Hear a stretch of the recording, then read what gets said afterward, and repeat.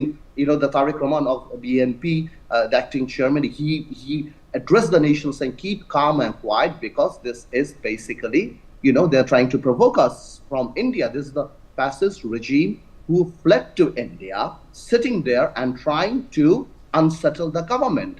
That's it. And there's another thing. The Indian diplomacy seriously failed to the extent that last 15 years, they only kept relationship with a singular political party, not with the people of the country. So the people-to-people contact was not there. So when Sheikh Hasina fled this country, of course, people were unhappy with India, but we again appreciate the fact that India is our neighbor. So you're unhappy with India, therefore you attack Hindus. See, you're doing leading question. You can't do that. I've been doing this for 17 years. So have I, sir. Yeah. You're an advocate. I'm a journalist. You can't. Very interesting conversation here.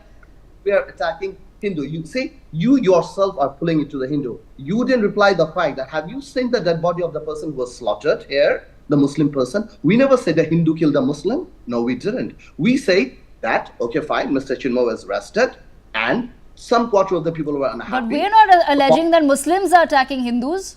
We are not. You are saying that. It seems as though you are saying that. We don't need any guardian from outside, any other country, protecting our Hindus. Hindus are our brothers. We live here. Hindu fought in the liberation war with us, and we respect them, and they are our brothers. Do you think that today, under the Mohammad Yunus government, there is an increase in radical extremist elements in Bangladesh? Not at all. Not at all. You know what happened, I tell you. Basically, what happened when Awami League fled, when the fascist regime, the killer government fled and were given a safe exit to India, people were unhappy with India. It's okay. It's all right. It's understandable. But, there have been attacks. True, there have been attacks, reactions, and things on Awami League supporters. There could be Hindus there, but there were not Hindus were targeted. Of course, Awami Leagues were targeted all around the country because of the 15 years atrocity, killing, forced disappearance, murders, atrocities they committed.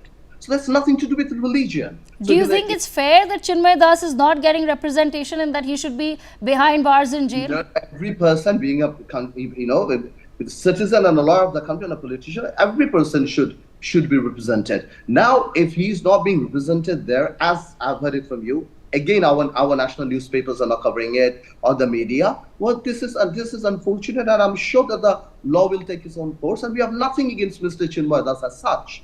Okay, now, Mr. Rahman, now that you've learned from me, will you be looking into the matter? Of course, I'll look into the matter. And what will the Bangladesh Jatiya Party do about this? Today in Dhaka University, we had a Hindu procession saying, India, you're overreacting, some of the medias. I would not say India, but we say overreacting. Some of the quarters overreacting probably to earn some cookie points in Indian politics, just to show that Bangladeshi Hindus are in trouble and they are beside us, and they are beside the Hindus.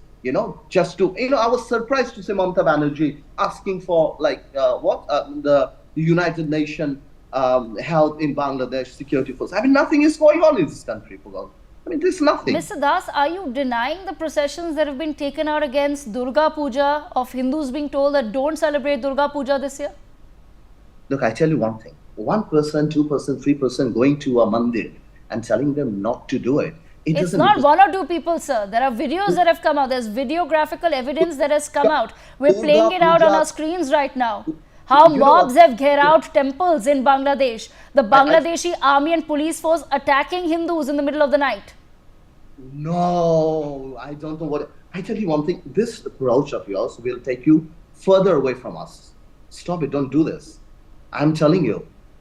This approach in some of the parts of the Indian media will take you. You have done enough. You must come back to the, the Gujarat, the Gujarat doctrine you had. You are our neighbor. We are there. We have our self-respect. You have, and we'll be there. That's it. But are you there?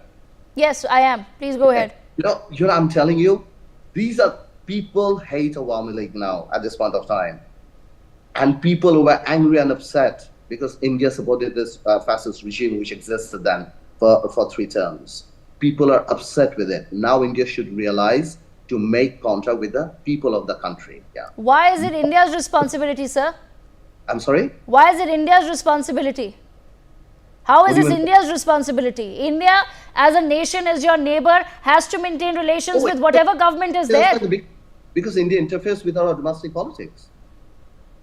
India is interfering with your politics, and okay, so your allegation is that India has been interfering with Bangladeshi politics.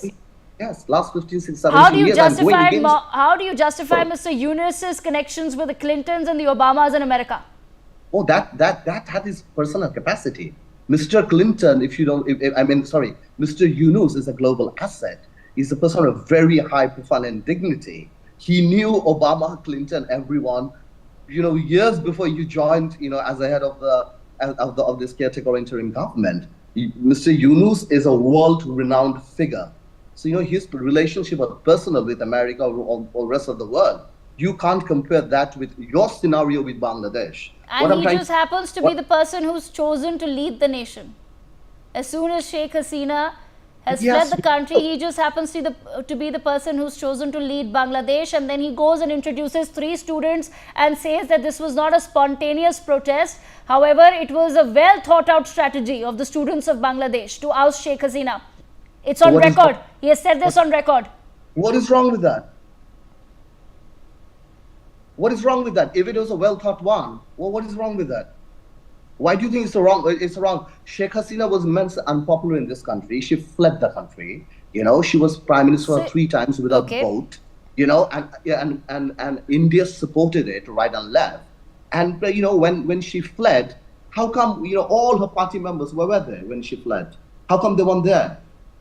Supposedly she was so powerful and so popular as such, and she was prime minister for 3 times. How come when she fled? How come her party members were not beside her? Why? Do you think it's fair? It's a well strategy by the students or whatever. So what is the problem with that? If Yusuf went Mr. Rahman, do you think it's fair for Hindus in Bangladesh to live in fear simply because Sheikh Hasina has been ousted from the nation? No, it's not. And they're not living in fear. We have Hindu procession going on every day, pledging to India, please stop it. Don't do this. We are fine. We had a Hindu. You know what? My student wing president is a Hindu. So what does that prove? That proves that we have nothing against them. We treat them as our brothers. But you think that Hindu monks within ISKCON are terrorists?